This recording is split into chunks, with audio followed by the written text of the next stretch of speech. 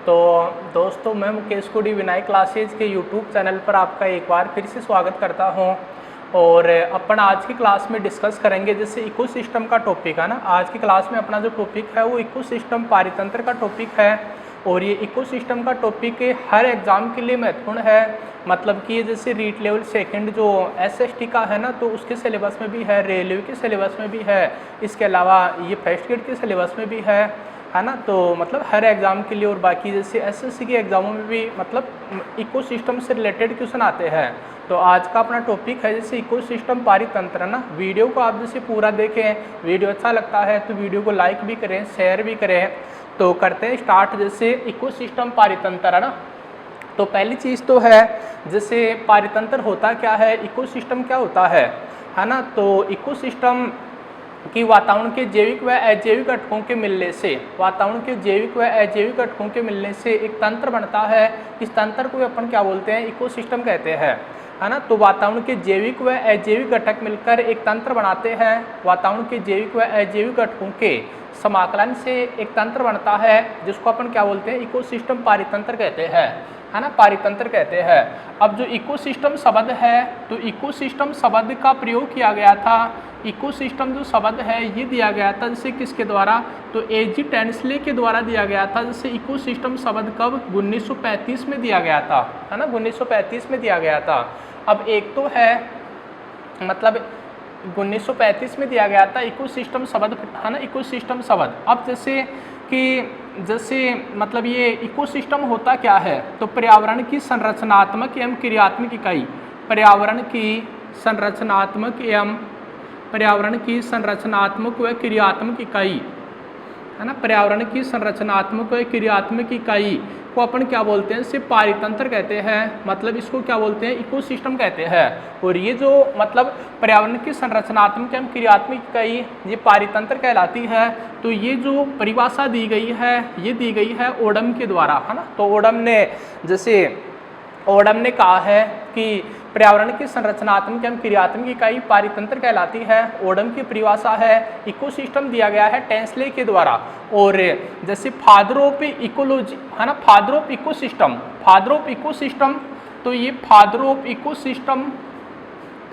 Ecosystem भी कहा जाता है जैसे ओडम को है ना, फादर ऑफ इकोसिस्टम भी कहा जाता है ओडम को। मैं एक बार फिर से बोल देता हूँ सारा कि वातावरण के जैविक व अजैविक घटकों के मिलने से बना तंत्र इकोसिस्टम पारितंत्र कहलाता है। पारितंत्र इकोसिस्टम शब्द का प्रयोग किया गया टेंसले के द्वारा 1935 में। पर्यावरण की संरचनात्मक व क्रियात्मक इकाई क्या कहलाती है, पारितंत्र कहलाती है। यानी कि structural and functional unit of A nature या और एनवायरनमेंट इज कॉल्ड इकोसिस्टम है ना।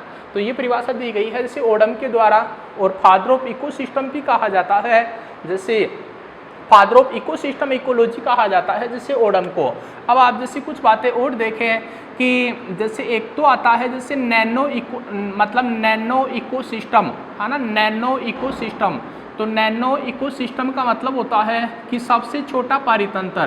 तो सबसे छोटा पारितंत्र जो होता है वो होती है जैसे पानी की बूंद है ना। फिर दूसरा आता है जैसे माइक्रो इकोसिस्टम है ना, माइक्रो इकोसिस्टम। तो माइक्रो इकोसिस्टम में आता है जैसे आपका माइक्रो इकोसिस्टम में आता है जैसे क्या, तालाब आता है ना, तालाब आता है। फिर है जैसे मैक्रो इकोसिस्टम। तो मैक्रो इकोसिस्टम जो है वो कहा जाता है जैसे किसको, वन को कहा जाता है। और एक होता है जैसे मेगा इकोसिस्टम है ना। तो मेगा इकोसिस्टम, अब ये मेगा इकोसिस्टम कहा जाता है जैसे किसको, तो मेगा इकोसिस्टम कहा जाता है महासागर को। तो आप ध्यान दें भाई स्टूडेंट्स, यहाँ से क्वेश्चन आए हुए हैं एग्जाम में। एक तो ये है, एक ये है और दूसरा एक ये है। बहुत से पेपरों में क्वेश्चन आया हुआ है कि पारितंत्र शब्द का प्रयोग किया गया था तो टेंसले के द्वारा, पहला क्वेश्चन। पिछले साल एलडीसी के एग्जाम में क्वेश्चन आए हुए हैं ये इस टाइप से कि सबसे छोटा पारितंत्र होता है ना। तो सबसे छोटा पारितंत्र होता है जैसे पानी की बूंद। तो आप ध्यान में रखिए, सबसे छोटा पारितंत्र या फिर अपन बोलते हैं कि नैनो इकोसिस्टम कहा जाता है पानी की बूंद को है ना। और ये भी क्वेश्चन है एलडीसी का इस टाइप से कि सबसे बड़ा व स्थायी पारितंत्र। तो सबसे बड़ा पारितंत्र व स्थायी पारितंत्र जो कहा जाता है वो महासागर को कहा जाता है ना, महासागर को कहा जाता है। तो ये चीज़ है, आप फिर से देख लें वातावरण के जैविक व अजैविक घटकों के समाकलन से जो तंत्र बनता है इसको अपन क्या बोलते हैं, इसे इकोसिस्टम कहते हैं, है ना। अब इकोसिस्टम शब्द का प्रयोग किया गया है जिसे टेंसले के द्वारा, इकोसिस्टम शब्द का प्रयोग किया गया है जिसे टेंसले के द्वारा, और ये परिभाषा पर्यावरण की संरचनात्मक एवं क्रियात्मक इकाई जो है वो क्या कहलाती है, जैसे इकोसिस्टम कहलाती है। ये जो परिभाषा दी गई है तो ये ओडम की है परिभाषा, है ना, ओडम की है, जैसे ये जो परिभाषा है ये ओडम की है।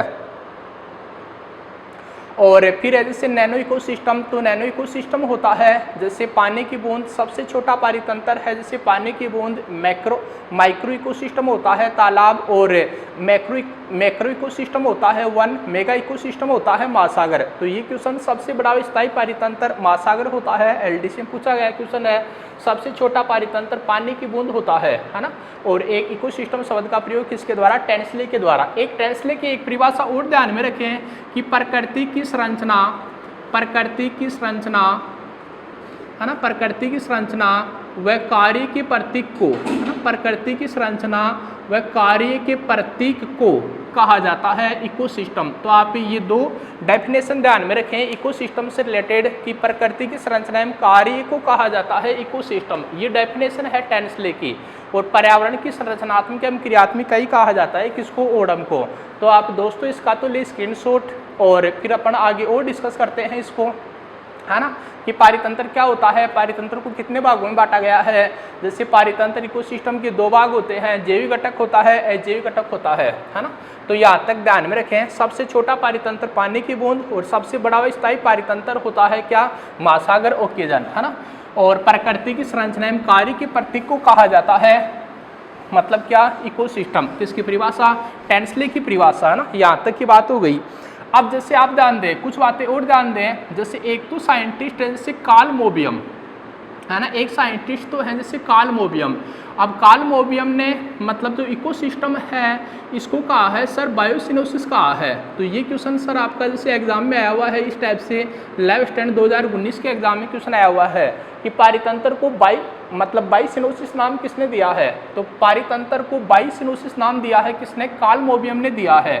दूसरा एक साइंटिस्ट और है जैसे फोबर्स, है ना, फोबर्स।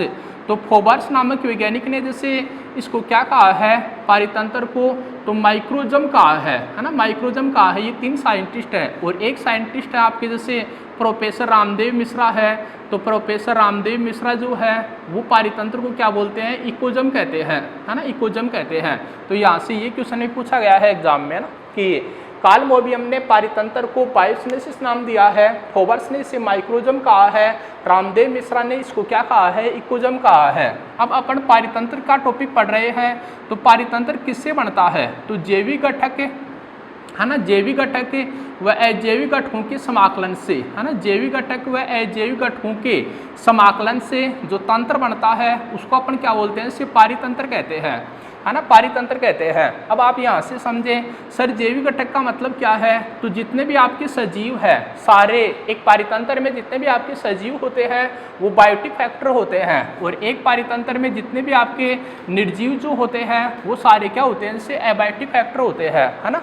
तो ये चीज़ भी ध्यान में रखें, क्योंकि एग्जाम में ऐसे ऑप्शन क्वेश्चन देकर पूछ लेते हैं एग्जाम में। जैसे आपको एक तो ऑप्शन में दे दिया, जैसे बकरी दे दिया या हिरण दे दिया, या आपको क्या दे दिया, जैसे प्रकाश दे दिया, एक क्या दे दिया आपको, घास दे दिया, है ना, घास दे दिया। जैसे ऑप्शन बना दिया आपको 4 एग्जाम में, और क्वेश्चन पूछ लिया न्यून से कौन सा एक अजैविक घटक है, तो अजैविक घटक कौन सा है, प्रकाश है ना। न्यून से कौन सा जैविक घटक नहीं है या अजैविक घटक है ना। तो जैविक घटक का मतलब सजीव, और अजैविक घटक का मतलब क्या होता है, निर्जीव, है ना। तो जैविक व अजैविक घटकों के समाकलन से जो तंत्र बनता है इसको अपन बोलते हैं पारितंत्र। तो आप यहाँ से भी स्क्रीनशॉट लें, और ये कार्ल मोबियम का ध्यान में रखें, कार्ल मोबियम का आया हुआ है ना, इस साल की 2019 की 11th स्टैंडर्ड में बायोसिनोसिस कहा है पारितंत्र को, तो ये कार्ल मोबियम ने कहा है।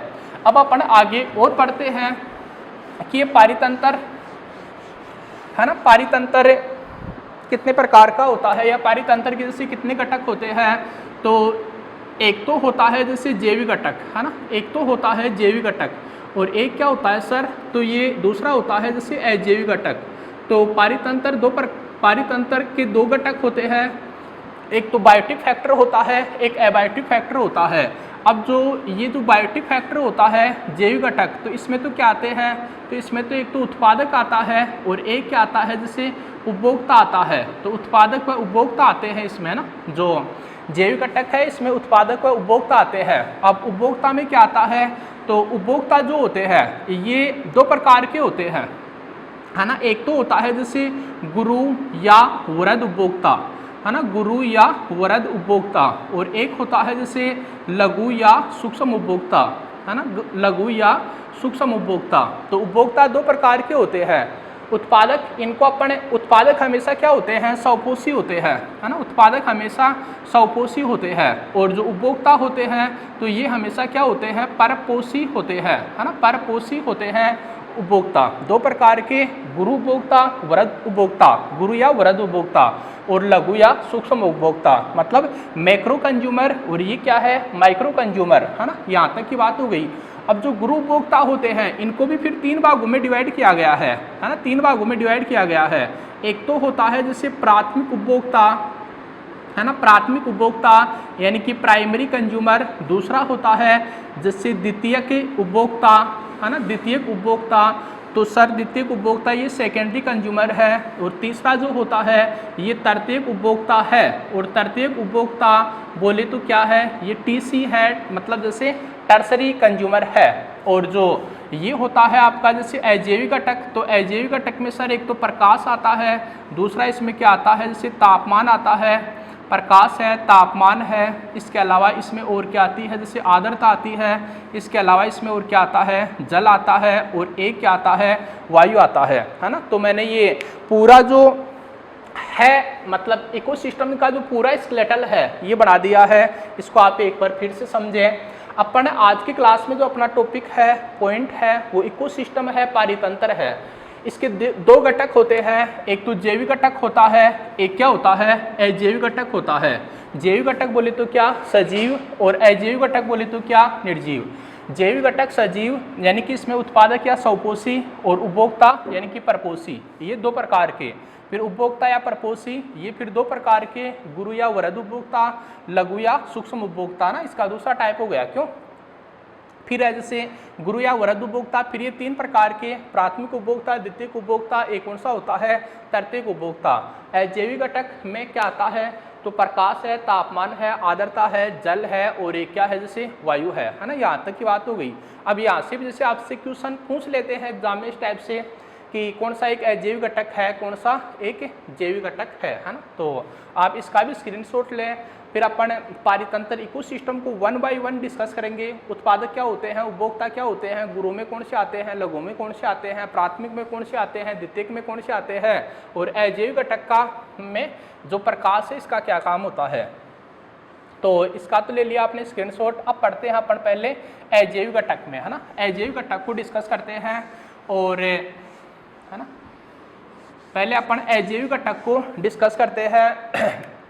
और अजैविक घटक में अपन पहले पढ़ते हैं जैसे किसको, उत्पादक को, है ना। उत्पादक बोले तो क्या, प्रोड्यूसर, है ना, उत्पादक बोले तो सर प्रोड्यूसर। और ये क्या होते हैं, तो पहली बात तो ये हो गई कि उत्पादक जो होते हैं ये सदैव क्या होते हैं, तो उत्पादक सदैव क्या होते हैं, स्वपोषी होते हैं, है ना। उत्पादक जो होते हैं वो सदैव स्वपोषी होते हैं, पहली बात ये हुई। दूसरी बात कि पारितंत्र में ऊर्जा का एकमात्र स्रोत, पारितंत्र में ऊर्जा का एकमात्र स्रोत क्या होता है, सूर्य। तो ये भी कई एग्जाम में पूछा जाता है, आपका ध्यान में रखें इसको भी कि पारितंत्र में ऊर्जा का एकमात्र स्रोत होता है सूर्य, है ना। अब उत्पादक क्या होते हैं, स्वपोषी होते हैं। जानते हैं ना स्वपोषी, ऑटोट्रोपिक, कि जो अपना भोजन स्वयं बना लेते हैं, है ना, जो अपना भोजन स्वयं बना लेते हैं। अब पेड़ पौधे क्या करते हैं कि पेड़ पौधों के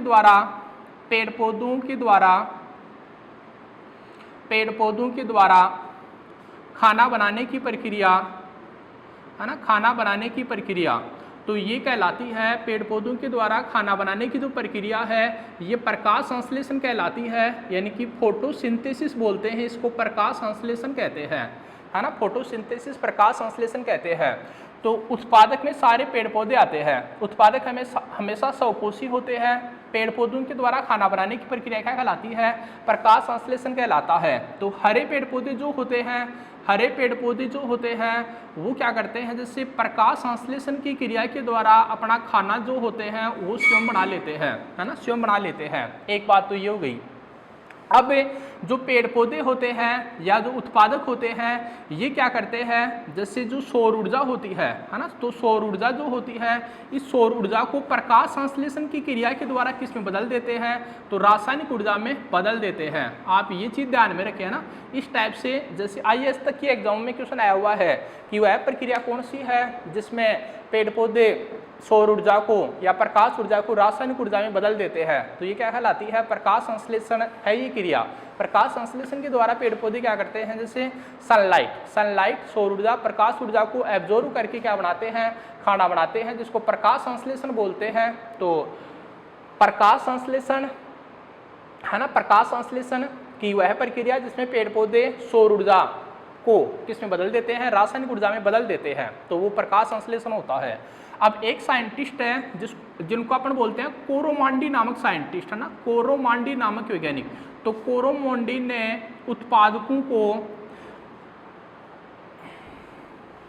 है ना, कोरोमांडी नामक वैज्ञानिक ने जो पेड़ पौधे होते हैं, है ना, पेड़ पौधे होते हैं या जो उत्पादक होते हैं, इन उत्पादकों को इन्होंने क्या कहा है, तो इनको इन्होंने परिवर्तक कहा है ना, परिवर्तक मतलब कन्वर्टर परिवर्तक कहा है, या परिवर्तक के लिए मतलब इन्होंने एक शब्द और प्रयोग किया है जिसको अपन बोलते हैं ट्रांसड्यूसर। तो आप ये भी ध्यान में रखें, मोस्ट क्वेश्चन बनता है ये भी एग्जामों के लिए इस टाइप से कि कौन सा वैज्ञानिक है जिसने पेड़ पौधे या उत्पादकों को परिवर्तक मतलब कन्वर्टर या ट्रांसड्यूसर कहा है, तो वो साइंटिस्ट कौन है, कोरोमंडी है। एक बार फिर से देख लें इन चीज़ों को कि उत्पादक मतलब वे सभी जीव जो अपना भोजन स्वयं बनाते हैं उनको अपन उत्पादक प्रोड्यूसर कहते हैं। प्रोड्यूसर हमेशा क्या होते हैं, स्वपोषी होते हैं। पारितंत्र में ऊर्जा का एकमात्र स्रोत क्या होता है, सूर्य होता है। पेड़ पौधों के द्वारा खाना बनाने की प्रक्रिया जो है वो प्रकाश संश्लेषण कहलाती है ना। तो ये कि पेड़ पौधों के द्वारा खाना बनाने की प्रक्रिया प्रकाश संश्लेषण कहलाती है, यानी कि हरे पेड़ पौधे जो होते हैं ये प्रकाश संश्लेषण फोटोसिंथेसिस के द्वारा अपना भोजन स्वयं बनाते हैं। और या प्रकाश संश्लेषण पौधों में वह क्रिया होती है जिसके द्वारा उत्पादक सौर ऊर्जा की सहायता से किसका निर्माण कर लेते हैं, सौर ऊर्जा की सहायता से पेड़ पौधे जो होते हैं वो किसका निर्माण कर लेते हैं, रासायनिक ऊर्जा का। तो कोरोमंडी नामक वैज्ञानिक ने पेड़ पौधों या उत्पादकों को मतलब कोरोमंडी नामक वैज्ञानिक ने पेड़ पौधों या उत्पादकों को क्या कहा है, इन्होंने परिवर्तक या ट्रांसड्यूसर कहा है। तो आप इसका भी ले स्क्रीनशॉट। फिर अपन जो बायोटिक कंपोनेंट होता है उसका अपन दूसरा इसमें टाइटल डिस्कस करते हैं, वो होता है उपभोक्ता।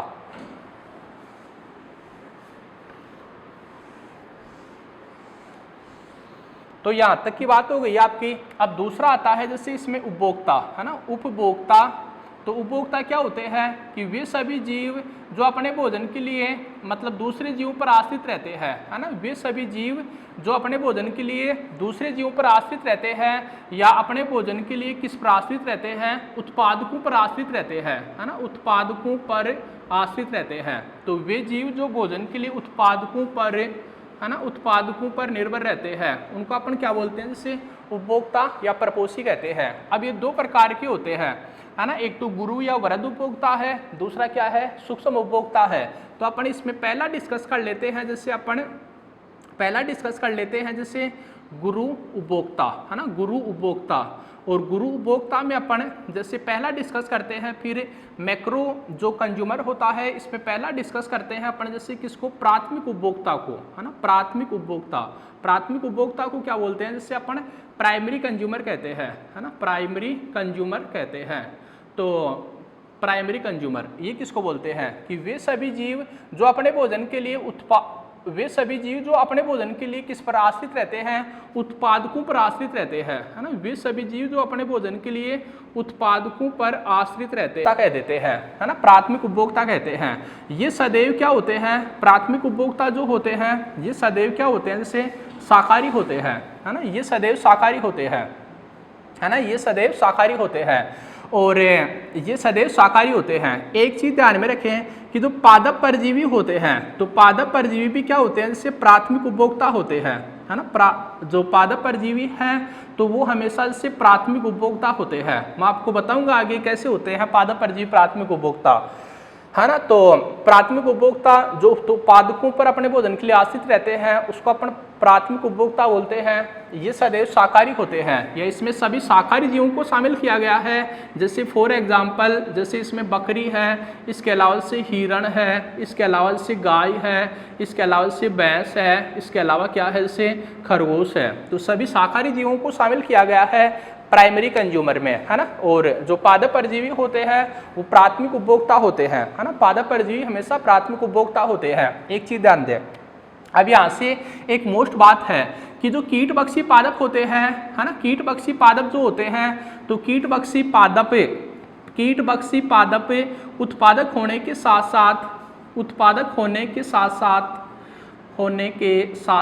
क्या होते हैं, ये उपभोक्ता भी होते हैं। तो कीटभक्षी पादप उत्पादक होने के साथ साथ उपभोक्ता भी होते हैं। क्यों? क्योंकि सनलाइट की उपस्थिति में अपना भोजन स्वयं बना लेते हैं। कीटभक्षी पादप है, वही पादप है तो सनलाइट की उपस्थिति में अपना भोजन स्वयं बना लेते हैं। लेकिन कुछ मिनरल्स की इनमें कमी होती है तो कीटों से प्राप्त करते हैं वो मिनरल्स, है ना, वो खनिज। तो कीटभक्षी पादप ये कहाँ उगते हैं? तो ये कीटभक्षी पादप जो होते हैं ये दलदल में उगते हैं, है ना, दलदल में उगते हैं कीटभक्षी पादप। और ये कीटभक्षी पादप किसका सेवन करते हैं? तो सर ये कीटों का सेवन करते हैं, है ना, कीटों का सेवन करते हैं। सर कीटों का सेवन क्यों करते हैं? तो जो कीटभक्षी पादप होते हैं इनमें नाइट्रोजन की कमी होती है ना। कीटभक्षी पादपों में नाइट्रोजन की कमी होती है और नाइट्रोजन की कमी को पूरा करने के लिए क्या करते हैं? कीटों का सेवन करते हैं। तो आप देखें जो कीटभक्षी पादप है तो कीटभक्षी पादप कौन कौन से होते हैं? तो एक तो कीटभक्षी पादप में क्या होता है? यूट्रिकुलेरिया होता है ना। कीटभक्षी पादप में एक तो क्या आता है? यूट्रिकुलेरिया आता है। दूसरा क्या आता है? जैसे डायोनिया आता है ना, डायोनिया आता है। तीसरा क्या आता है इसमें? तो ड्रोसेरा आता है। और चौथा जो आता है इसमें तो वो आता है सर इसमें नेफेंथीज, है ना, नेफेंथीज आता है। तो आप ध्यान दें, ये बहुत ही मोस्ट क्वेश्चन है जो काफ़ी ज़्यादा एग्जाम में क्वेश्चन आया हुआ है। ये रीट लेवल जैसे 2018 की थर्ड ग्रेड में भी क्वेश्चन आया हुआ है। निम्न से कौन सा एक कीटभक्षी पादप है? तो कीटभक्षी पादप कौन सा है? जैसे यूट्रिकुलेरिया है ना।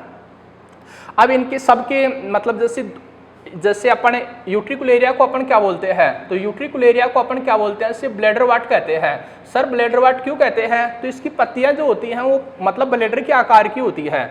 डायोनिया होता है तो इसको अपन क्या बोलते हैं? इसे सन ड्यू प्लांट कहते हैं, है ना, सन ड्यू प्लांट कहते हैं। तो ये इसका दूसरा नाम हो गया, सन ड्यू प्लांट कहते हैं डायोनिया को। ड्रोसेरा जो होता है तो ड्रोसेरा को अपन क्या बोलते हैं? इसे वीनस फ्लाई ट्रैप कहते हैं, है ना, वीनस फ्लाई ट्रैप कहते हैं ड्रोसेरा को। और सर एक होता है नेफेंथीज, तो नेफेंथीज को आप क्या बोलते हैं? तो नेफेंथीज को अपन क्या बोलते हैं? इसको पिक्चर प्लांट कहते हैं, है ना, पिक्चर प्लांट कहते हैं। तो पिक्चर PITCHER पिक्चर प्लांट कहते हैं। सर पिक्चर प्लांट क्यों कहते हैं? क्योंकि इसकी पत्तियां गड़े के आकार की होती है ना। नेफेंथीज जो होता है इसको अपन पिक्चर प्लांट कहते हैं, इसकी पत्तियां गड़े के आकार की होती है। तो दोस्तों मैं इसको एक बार फिर से रिवाइज कर लेता हूँ, आप तब तक इसका स्क्रीनशॉट ले लें। उपभोक्ता या परपोषी जो अपना भोजन उत्पादकों से प्राप्त करते हैं उनको अपन उपभोक्ता कहते हैं। ये दूसरे जीवों से अपना भोजन प्राप्त करते हैं, इसलिए क्या होते हैं? हेटेरोट्रोपिक होते हैं, परपोषी होते हैं। ये तीन प्रकार, है ना, ये दो प्रकार के हैं, गुरु और सूक्ष्म। फिर गुरु तीन प्रकार के होते हैं। पहला पढ़ा आपने क्या? प्राइमरी कंज्यूमर, तो जो अपना भोजन उत्पादकों से प्राप्त करते हैं या अपने भोजन के लिए उत्पादकों पर आश्रित रहते हैं उनको आप क्या बोलते हैं? प्राइमरी कंज्यूमर कहते हैं। प्राइमरी कंज्यूमर सदैव शाकाहारी होते हैं, सदैव हर्बीवोरस होते हैं। जैसे गाय है, भैंस है, भेड़ है, बकरी है, हाथी है, खरगोश है ना। इसके अलावा जैसे खरगोश है, हिरण है। पादप परजीवी जो होते हैं ये प्राथमिक उपभोक्ता होते हैं, है ना। पादप परजीवी जो पादपों से अपना भोजन प्राप्त करते हैं वो पादप परजीवी क्या होते हैं? प्राथमिक उपभोक्ता होते हैं। अब एक चीज ध्यान दें, कीटभक्षी पादप जो होते हैं वेरी वेरी इंपॉर्टेंट। कीटभक्षी पादप का कैसे भी आपको एग्जाम में क्वेश्चन पूछे, लेकिन क्वेश्चन पूछते हैं यहाँ से ना। कीटभक्षी पादप उत्पादक होने के साथ साथ उपभोक्ता भी होते हैं, क्योंकि सनलाइट की उपस्थिति में अपना भोजन स्वयं बना लेते हैं। आप सब जानते हैं पत्तियों का रंग हरा होता है क्लोरोफिल के कारण। क्लोरोफिल के कारण पादप क्या करते हैं? अपना भोजन स्वयं बना लेते हैं सनलाइट प्रकाश की उपस्थिति में ना। तो कीटभक्षी पादप उत्पादक होने के साथ साथ उपभोक्ता होते हैं कि सनलाइट में अपना भोजन स्वयं बना लेते हैं, इसलिए दैट इज प्रोड्यूसर। अब उपभोक्ता होते हैं क्यों? क्योंकि कीट पक्षी पादप दलदल में उगते हैं। दलदल में किसकी कमी होती है? नाइट्रोजन की कमी होती है। तो ये कीटों का सेवन करते हैं नाइट्रोजन की कमी को पूरा करने के लिए ना, नाइट्रोजन की कमी को पूरा करने के लिए, N2 की कमी को पूरा करने के लिए, N2 की कमी को पूरा करने के लिए क्या करते हैं? ये कीटों का सेवन करते हैं। अब आप ये ध्यान में रखें, है ना, वो बड़ा मोस्ट है, क्योंकि आपको ऑप्शन में 3 या तो कीट पक्षी पादप डाल देते हैं, एक अलग डाल देते हैं, या ओनली एक कीट पक्षी पादप डाल दिया, 3 अलग पादप डाल दिए। क्वेश्चन पूछता है अगला कि कीट पक्षी पादप कौन सा है, कौन सा नहीं है ना। एक तो ये 4 नाम ये ध्यान में रखें, दूसरा इनके जो सरनेम है और इनको किन नामों से जानते हैं तो आप वो भी ध्यान में रखें ना। जैसे यूट्रिकुलेरिया है, डायोनिया है, ड्रोसेरा है, नेपेंथीज है, ये चारों क्या है? जैसे कीट पक्षी पादप है। और इनके जैसे यूट्रिकुलेरिया को आप क्या बोलते हैं सर? तो यूट्रिकुलेरिया को अपन ब्लैडरवाट कहते हैं। डायोनिया को क्या बोलते हैं? सनड्यू प्लांट कहते हैं। ड्रोसेरा को क्या बोलते हैं आप? वीनस फ्लाई ट्रेप कहते हैं। और नेपेंथीज की जो पत्तियां होती है वो गड्ढे के आकार की होती है, इसको अपन क्या बोलते हैं? पिचर प्लांट कहते हैं, है ना, पिचर प्लांट कहते हैं। तो ये था दोस्तों आपके प्राइमरी कंज्यूमर। अब अपन पॉइंट को आगे बढ़ाते हैं और पढ़ते हैं सेकेंडरी कंज्यूमर, है ना। प्राइमरी कंज्यूमर प्राथमिक उपभोक्ता की बात कंप्लीट, है ना, प्राथमिक उपभोक्ता की बात कंप्लीट। अब इसमें पढ़ते हैं अपन जैसे सेकेंडरी मतलब द्वितीयक उपभोक्ता, है ना, द्वितीयक उपभोक्ता, द्वितीयक उपभोक्ता। तो द्वितीयक उपभोक्ता, प्राथमिक जो द्वितीयक उपभोक्ता है ये अपना भोजन, है ना, ये अपना भोजन किससे प्राप्त करते हैं? तो प्राइमरी कंज्यूमर से अपना भोजन प्राप्त करते हैं, है ना, प्राइमरी कंज्यूमर से अपना भोजन प्राप्त करते हैं, प्राथमिक उपभोक्ताओं से अपना भोजन प्राप्त करते हैं। ये आपके सेकेंडरी कंज्यूमर। अब सर सेकेंडरी कंज्यूमर में कौन कौन आता है? तो इसमें जैसे लोमड़ी आती है, इसके अलावा से भेड़िया आता है, इसके अलावा से कुत्ता है, इसके अलावा से क्या है? बिल्ली है। तो भेड़िया है, लोमड़ी है, कुत्ता है, बिल्ली है, ये सेकेंडरी कंज्यूमर होते हैं। एक यहाँ से ध्यान में रखिए, आपने थोड़ी देर पहले पढ़ा था कि जो पादप परजीवी होते हैं वो प्राथमिक उपभोक्ता होते हैं, है ना, पादप परजीवी। अब जैसे जंतु परजीवी है ना, जंतु परजीवी है, तो जंतु परजीवी हमेशा क्या होते हैं? द्वितीयक उपभोक्ता होते हैं, है ना, जंतु परजीवी हमेशा क्या होते हैं? द्वितीयक उपभोक्ता होते हैं जंतु परजीवी, समझ गए। तो ये ध्यान में रखें कि जंतु परजीवी हमेशा होते हैं द्वितीयक उपभोक्ता होते हैं, है ना, द्वितीयक उपभोक्ता होते हैं। अब एक जैसे जलीय पारितंत्र होता है ना, जलीय पारितंत्र होता है। तो जलीय पारितंत्र जो होता है ना, तो जलीय पारितंत्र में जैसे व्हेल है, तो व्हेल भी किसका उदाहरण है? तो व्हेल भी आपका सेकेंडरी कंज्यूमर का उदाहरण है। तो एक्वाटिक इकोसिस्टम जो होता है, एक्वाटिक इकोसिस्टम में व्हेल जो है वो किसका उदाहरण है? ये सेकेंडरी कंज्यूमर द्वितीयक उपभोक्ता का उदाहरण है। सर क्यों है ये? तो व्हेल जो होती है ये सूक्ष्म प्लवों को खाती है ना, सूक्ष्म पादक प्लवों को खाती है ना, सूक्ष्म पादक प्लवों को खाती है। तो ये चीज ध्यान में रखें। तो जलीय पारितंत्र में जो व्हेल होता है तो ये द्वितीयक उपभोक्ता का उदाहरण होता है, क्योंकि किसको खाता है? तो किसको खाता है सर? ये सूक्ष्म पादप प्लवों को खाता है व्हेल, है ना। और जंतु परजीवी हमेशा द्वितीयक उपभोक्ता, पादप परजीवी हमेशा क्या होते हैं?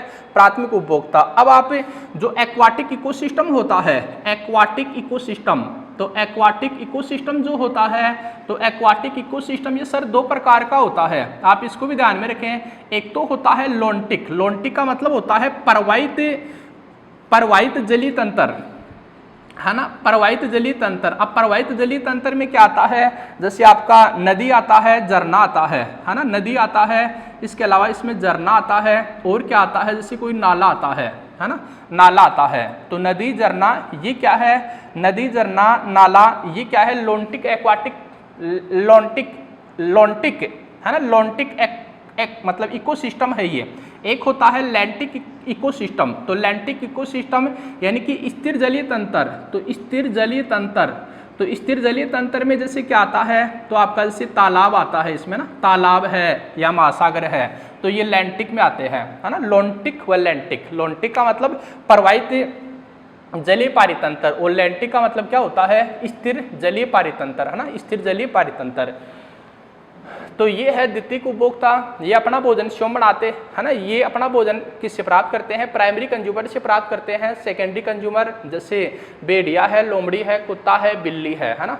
और जो जंतु परजीवी होते हैं वो भी द्वितीयक उपभोक्ता होते हैं। जलीय पारितंत्र में जो व्हेल होती है ना, व्हेल होती है, ये भी क्या करती है, ये भी द्वितीयक उपभोक्ता में आती है, जो सूक्ष्म पादप फलों का सेवन करती है। एक चीज और ध्यान में रखें, अपन क्या करते हैं, जैसे घी है, दूध है ना, घी है, दूध है, दही है। तो घी, दूध व दही का सेवन करने वाले जो जीव हैं तो सर वो भी किस में आते हैं, तो ये भी मतलब सेकेंडरी कंज्यूमर में आते हैं। तो ये भी एक मोस्ट बात है एग्जामिनेशन के लिए ना, एग्जाम व्यू के लिए मोस्ट बात है। जैसे मतलब घी है, दूध है, दही है का सेवन करने वाले जीव जो होते हैं वो कौन से कंज्यूमर में आते हैं, तो अपन क्या है, सेकेंडरी कंज्यूमर है मनुष्य। मतलब प्राइमरी कंज्यूमर भी है तो सेकेंडरी कंज्यूमर भी है, और मनुष्य टर्सरी कंज्यूमर भी होता है ना। तो अपन ऐसे बोल सकते हैं, जैसे एक तो मोर होता है ना, एक तो मोर होता है, एक क्या होता है, जैसे कौवा होता है, और एक क्या आ गया, जैसे मनुष्य आ गया। तो ये तीनों किस में आते हैं, तो ये सर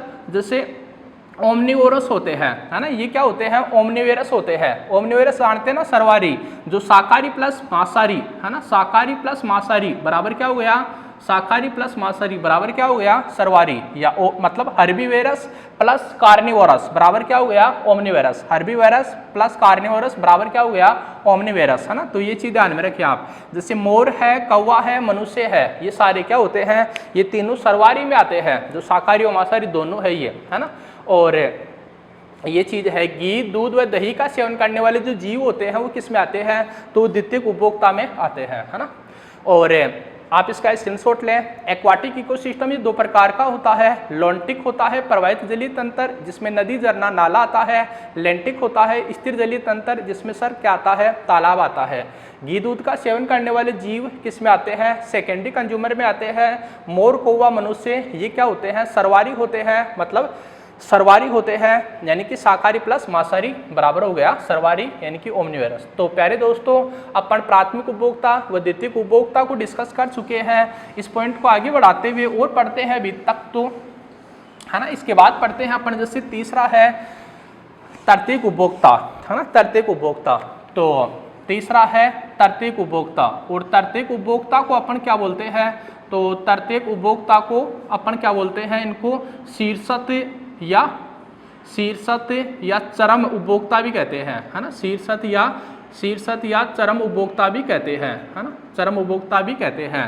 तो वे जीव जो प्राथमिक व द्वितीयक दोनों उपभोक्ताओं से अपना भोजन प्राप्त करते हैं है ना, वे जीव जो प्राथमिक एवं द्वितीयक दोनों उपभोक्ताओं से अपना भोजन प्राप्त करते हैं तो उनको अपन तृतीयक उपभोक्ता, शीर्षत उपभोक्ता कहते हैं है ना, शीर्षत उपभोक्ता कहते हैं। अब इसमें जैसे कौन आता है, तो सर इसमें मोर आता है, इसके अलावा जैसे बाज आता है ना, इसके अलावा से क्या आता है, शेर आता है। तो मोर है, बाज है, शेर है, ये क्या होते हैं, इससे तृतीयक उपभोक्ता होते हैं है ना, तृतीयक उपभोक्ता होते हैं। तृतीयक उपभोक्ता जो होते हैं ये ट्रॉफिक लेवल पर सबसे हाईएस्ट होते हैं है ना, ट्रॉफिक लेवल पर सबसे हाईएस्ट होते हैं कि ये अन्य जीवों का शिकार करते हैं, स्वयं किसी का शिकार नहीं बनते हैं है ना। वे जीव जो अन्य जीवों का शिकार करते हैं लेकिन स्वयं किसी अन्य जीवों का शिकार नहीं बनते हैं, उनको अपन जैसे क्या बोलते हैं, इनको अपन बोलते हैं शीर्षत उपभोक्ता, मतलब टॉप कंज्यूमर है ना। इनको अपन इंग्लिश में बोलते हैं से टॉप कंज्यूमर, टॉप कंज्यूमर कहते हैं इनको है ना। तो ये चीज है। अब यहाँ तक की तो बात हो गई। अब जो जैविक घटक होते हैं जिसमें उत्पादक आता है, उपभोक्ता आता है। उपभोक्ता दो प्रकार का होता है, तो अपन ने गुरु उपभोक्ता तो पढ़ लिया है। अब अपन पढ़ते हैं जैसे क्या है ना, गुरु उपभोक्ता तो पढ़ लिया है। अब अपन इसमें दूसरा पढ़ते हैं जैसे लघु या सूक्ष्म उपभोक्ता है ना, लघु या सूक्ष्म उपभोक्ता, लघु या सूक्ष्म उपभोक्ता। अब इसको इंग्लिश में तो अपन बोलते हैं से माइक्रो कंज्यूमर है ना, इंग्लिश में इसको बोलते हैं से माइक्रो कंज्यूमर्स कहते हैं। अब लघु या सूक्ष्म उपभोक्ता क्या होते हैं, तो ये क्या करते हैं, लघु या सूक्ष्म उपभोक्ता अपने पाचक एंजाइमों की सहायता से है ना, अपने पाचक एंजाइमों की सहायता से जो जटिल कार्बनिक पदार्थ होता है ना, जटिल कार्बनिक पदार्थ होता है, तो जटिल कार्बनिक पदार्थ को सर किस में बदल देते हैं, ये तो सरल अकार्बनिक पदार्थ में बदल देते हैं है ना, सरल अकार्बनिक पदार्थ में बदल देते हैं। तो आप लघु या सूक्ष्म उपभोक्ता, लघु या सूक्ष्म उपभोक्ता जो है वे जीव जो अपने पाचक एंजाइमों की सहायता से वे जीव जो अपने पाचक एंजाइमों की सहायता से जटिल कार्बनिक पदार्थों को सरल अकार्बनिक पदार्थों में बदल देते हैं उनको अपन लघु या सूक्ष्म उपभोक्ता कहते हैं। और ये सरल अकार्बनिक पदार्थों में बदल देते हैं यानी कि मृदा में मतलब मृदा में क्या करते हैं, मृदा में खनिजों की मात्रा बढ़ाते हैं, है ना, खनिजों की मात्रा बढ़ाते हैं। तो अपन कहते हैं, अपन कह सकते हैं कि ये खनिजीकरण की क्रिया को प्रेरित करते हैं, है ना, मृदा में ये खनिजीकरण को प्रेरित करते हैं। कैसे करते हैं कि जो जटिल कार्बनिक पदार्थ है, अब जटिल कार्बनिक पदार्थ में कोई पादप भी हो सकता है तो कोई जंतु भी हो सकता है। ये पाचक एंजाइमों की सहायता से जटिल कार्बनिक पदार्थों को सरल अकार्बनिक पदार्थों में बदल देते हैं। जिससे सरल अकार्बनिक पदार्थों में बदल देते हैं तो मृदा में खनिजों की मात्रा बढ़ती है। इसको अपन क्या बोलते हैं, खनिजीकरण। तो ये खनिजीकरण की क्रिया को भी प्रेरित करते हैं, है ना। तो ये चीज है। अब इसमें कौन आते हैं, तो सर इसमें क्या आते हैं, जीवाणु व कवक आते हैं, है ना, इसमें जीवाणु व कवक आते हैं। तो प्यारे दोस्तों आपका यहाँ से फर्स्ट ग्रेड 2020 में क्वेश्चन आया था इस टाइप से कि अधिकांशतः मर्तोपजीवी कौन होते हैं, है ना, अधिकांशतः मोस्टली सेप्रोफाइट होते हैं। तो मोस्टली अधिकांशतः मर्तोपजीवी होते हैं। तो अधिकांशतः मर्तोपजीवी कौन होते हैं, तो जीवाणु व कवक होते हैं, है ना। जीवाणु व कवक जो होते हैं ये मोस्टली क्या होते हैं, सेप्रोफाइट होते हैं। सेप्रोफाइट का मतलब जो मर्त सड़े गले जीवों से अपना भोजन प्राप्त करते हैं, है ना, जो मर्त सड़े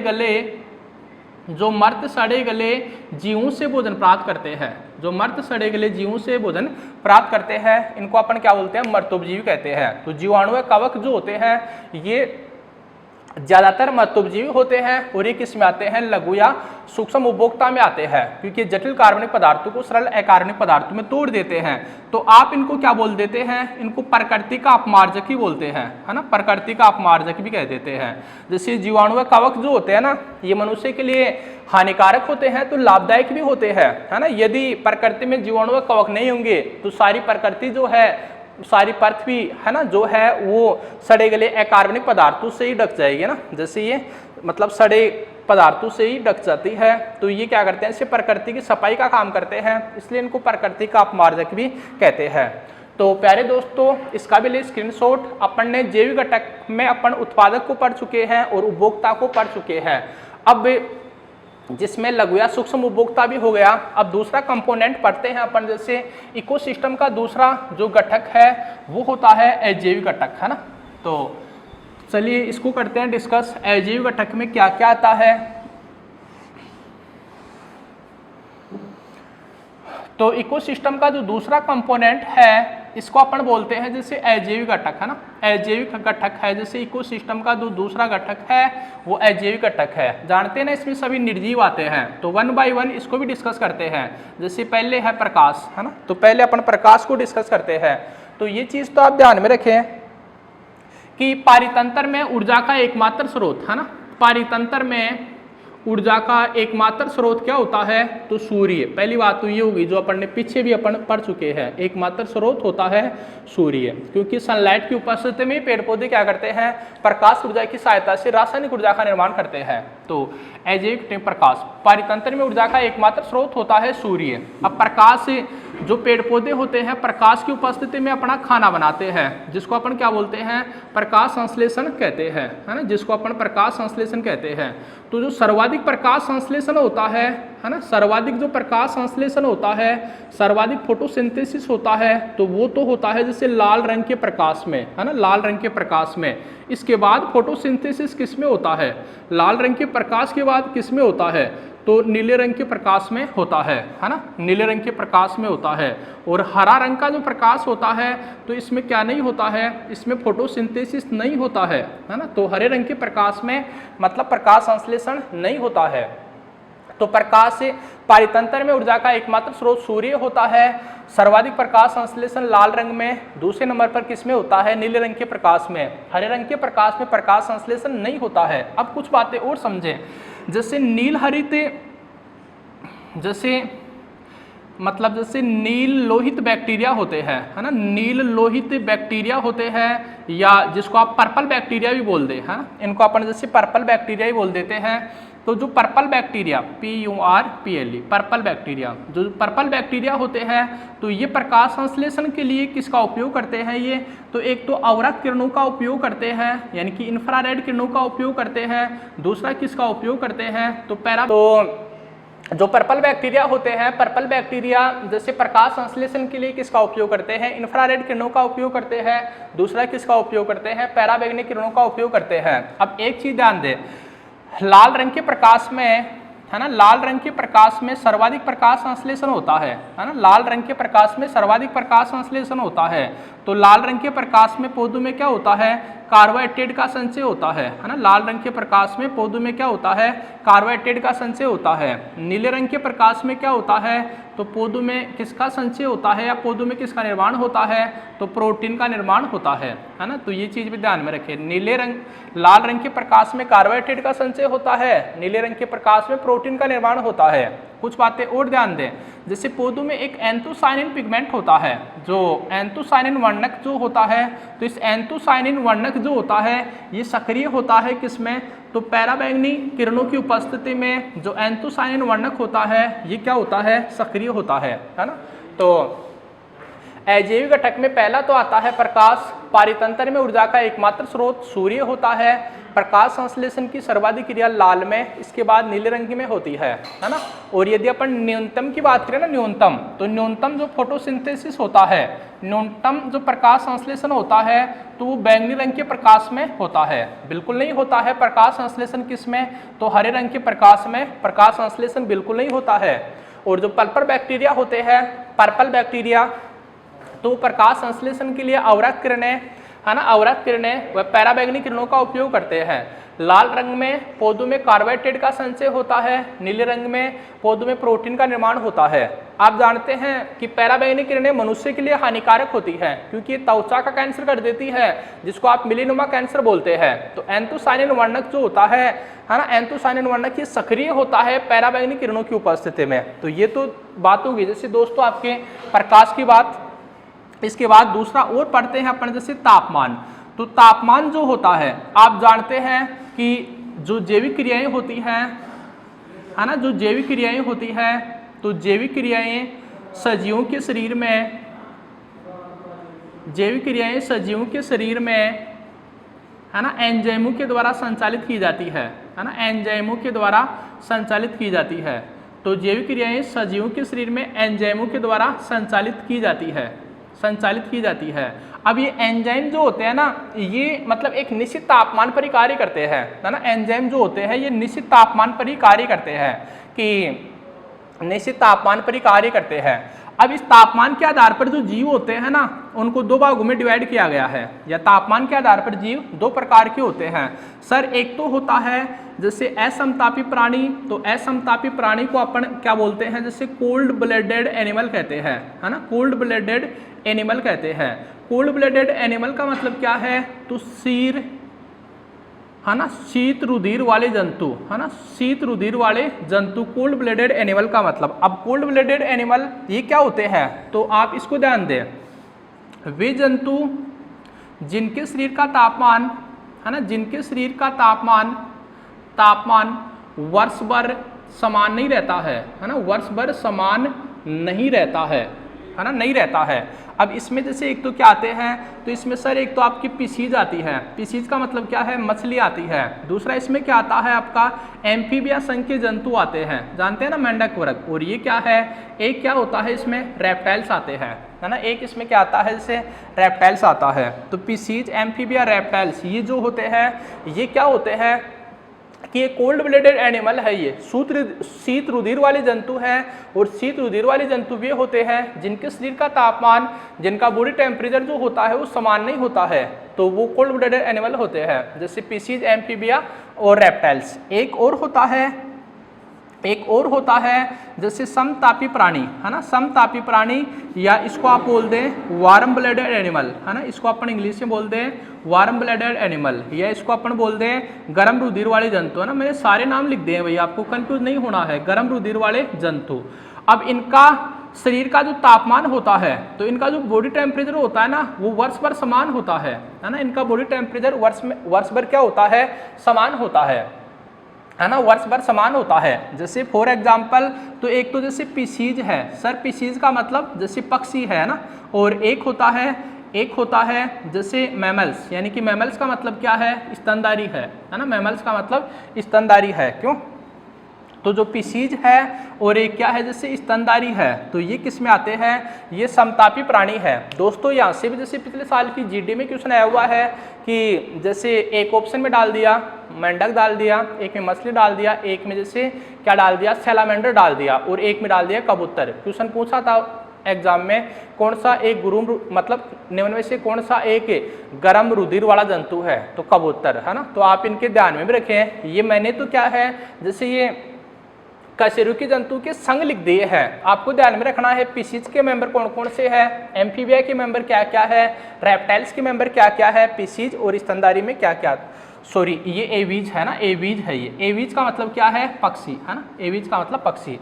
तो ये चीज है। अब कुछ बातें और ध्यान दें, जैसे प्रकाश जो होता है, तो इस प्रकाश की तीव्रता का जो मापन है तो वो किया जाता है जैसे फोटोमीटर के द्वारा। तो पहली बात ये हो गई कि प्रकाश की तीव्रता का मापन किया जाता है फोटोमीटर के द्वारा। दूसरा, प्रकाश की तीव्रता का मापन किसके द्वारा किया जाता है, तो लक्स मीटर के द्वारा, है ना। अब है जैसे प्रकाश तीव्रता की इकाई, तो प्रकाश तीव्रता की जो इकाई होती है वो क्या होती है, जैसे लक्स होती है ना। प्रकाश तीव्रता की इकाई जो है वो लक्स, LUX, लक्स। तो ये है। तो आप यहाँ तक का तो ले स्क्रीनशॉट, फिर आगे और पढ़ते हैं इसमें। जैसे एक तो आर्द्रता है, एक वायु है, एक क्या है जैसे जल है, तो उनको और अपन डिस्कस करते हैं।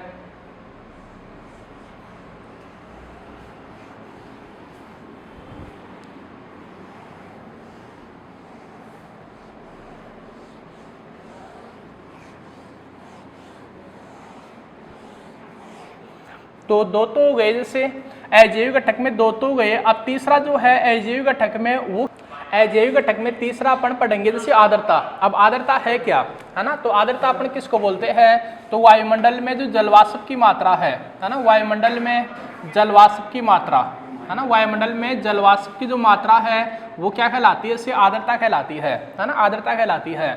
अब आर्द्रता जो होती है ना, तो आर्द्रता जो होती है ये मतलब जैसे कुछ पौधे ऐसे भी होते हैं, जैसे आर्किड क्या होता है, एक अधिपादप होता है ना। आर्किड क्या है, एक अधिपादप होता है।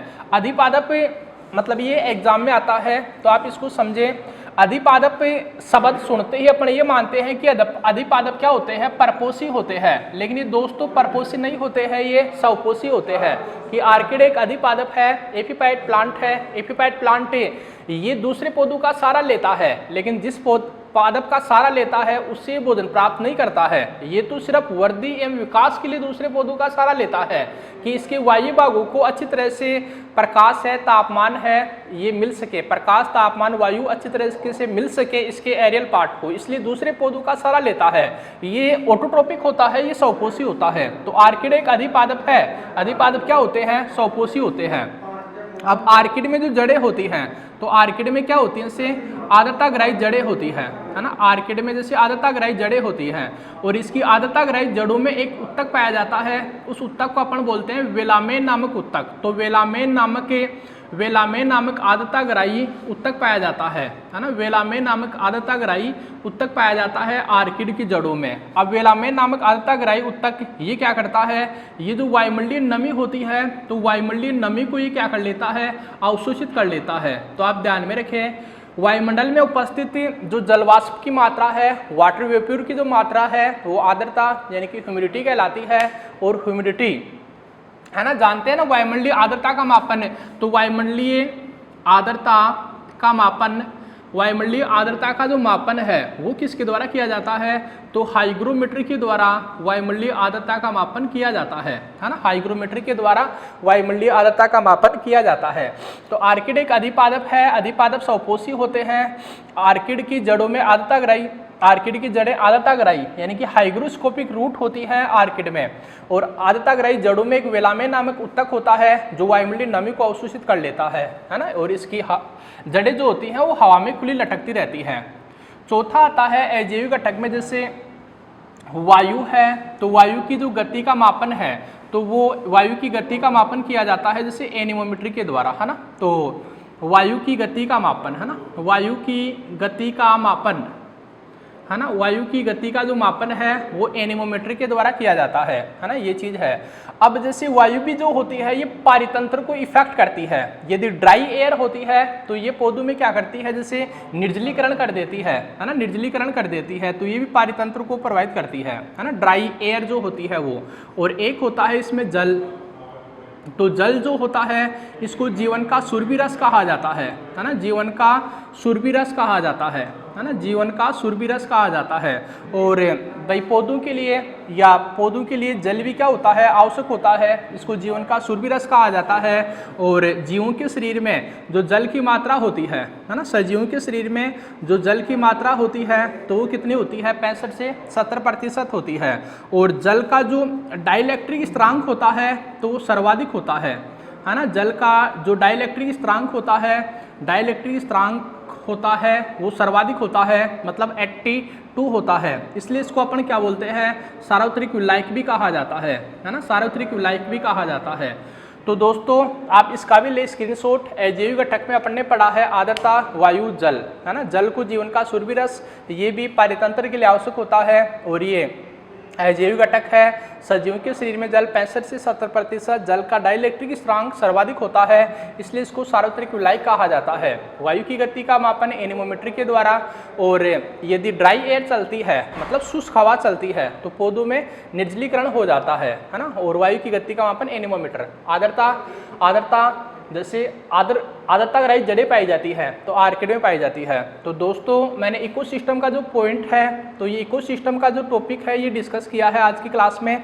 अब आज की क्लास में इकोसिस्टम में अपन ने क्या क्या पढ़ा है, तो इकोसिस्टम में सबसे पहले पढ़ा है कि प्रकृति की संरचना एवं कार्य का जो प्रतीक है ये पारितंत्र कहलाता है। ये किसकी परिभाषा है, तो ये किसकी परिभाषा है, जैसे मतलब टेंसली की परिभाषा है। और पर्यावरण की संरचनात्मक एवं क्रियात्मक इकाई को क्या बोलते हैं, तो पर्यावरण की संरचनात्मक एवं क्रियात्मक इकाई को अपन क्या बोलते हैं, पारितंत्र कहते हैं। ये किसकी परिभाषा है, ओडम की है। और इकोसिस्टम का जो फादर ऑफ इकोसिस्टम कहा जाता है, तो फादर ऑफ इकोसिस्टम कहा जाता है जैसे किसको, तो फादर ऑफ इकोसिस्टम कहा जाता है जैसे किसको, तो ओडम को कहा जाता है।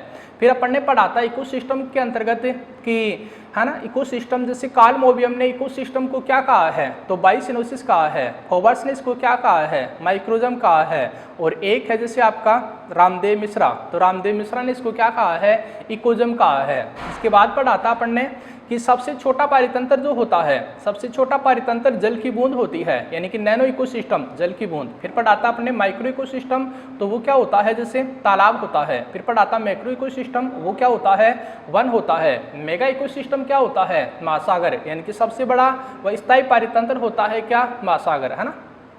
फिर आगे डिस्कस किया था अपन ने कि पारितंत्र के कितने घटक, तो 2 घटक होते हैं, एक तो जैविक घटक होता है, एक क्या होता है, अजैविक घटक। अब जैविक घटक जो होता है इसको 2 भागों में, इसमें सजीव आते हैं, अजैविक घटक में क्या आते हैं, तो इसमें सभी निर्जीव आते हैं।